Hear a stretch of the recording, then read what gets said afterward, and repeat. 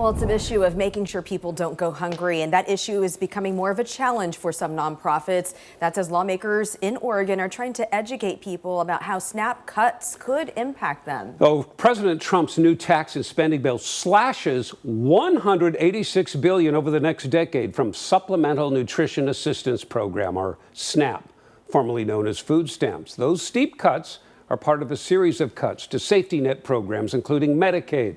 Under the new SNAP guidelines, adults must work until the age of 64 to qualify instead of 54. Parents with kids younger than 14 are exempt, something Senator Jeff Merkley estimates will impact 100,000 Oregonians, and says the state will have to pick up some of the cost of the program. For just ballpark, we're talking $500 million over each 2-year budgeting period. Where's that $500 million going to come from? It's got to come out of other programs that help support the fundamentals.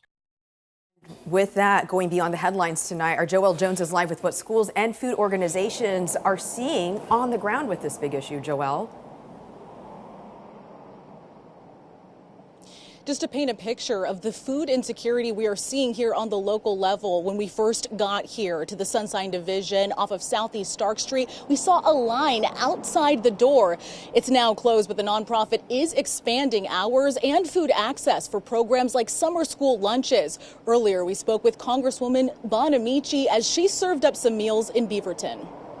Hi, we have turkey sandwiches, peanut butter and jelly. Congresswoman Suzanne Bonamici helping hand out lunches at Aloha Huber Park Elementary School today. The Summer Meals program, in partnership with USDA, helps bridge the gap for families, offering free breakfast and lunch Monday through Thursday. But Bonamici says she's worried about how the recent tax and spending law could exacerbate the need. The state is really going to struggle, and that's just going to come down to hurting kids, hurting their learning ability, hurting the future. Of the roughly 800,000 Oregonians on SNAP, state analysts estimate more than 100,000 could lose benefits due to increased eligibility requirements. With regard to SNAP, with the eligibility requirements changed, oftentimes when students are eligible for SNAP, it's smooth for them to get school meals.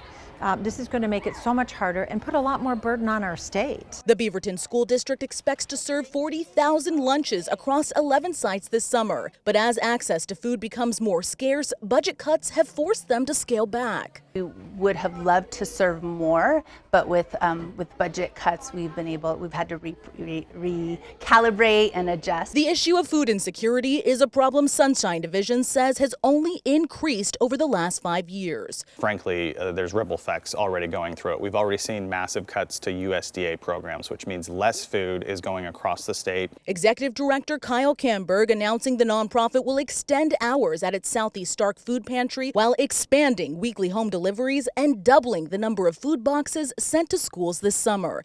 The increased need comes as USDA cut $1 billion in funding for local schools and food banks. It's never been more difficult for those families to not thrive, but just really exist. While the nonprofit does not rely on federal dollars, the Sunshine Division says they're feeling the increased demand too, telling our team this morning the number of families they've served has tripled over the last 5 years. Now, I asked Congresswoman Bonamici when we can expect some of these new SNAP restrictions to go into place. Her team got back to me and they said that most of these changes are slated for 2028, but we could see delays, as well as this timeline is very fluid right now. So everything could change. So we will continue to track this very closely. But for now, live in Southeast Portland, I'm Joelle Jones, KWIN 6 News. Yeah, the Sunshine Division just does great work, and they'll continue to do great work. Joelle, thank you.